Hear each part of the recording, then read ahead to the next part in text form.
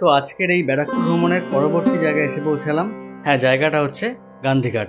গঙ্গার একদম পাড়েই রয়েছে এই সুন্দর জায়গাটা, যেটার দুধারে রয়েছে দুটো পার্ক, আর একদম সোজা হচ্ছে স্ট্যাচুটা তোমরা দেখতে পাচ্ছ। তো এসে পৌঁছালাম একদম স্ট্যাচুটার সামনে।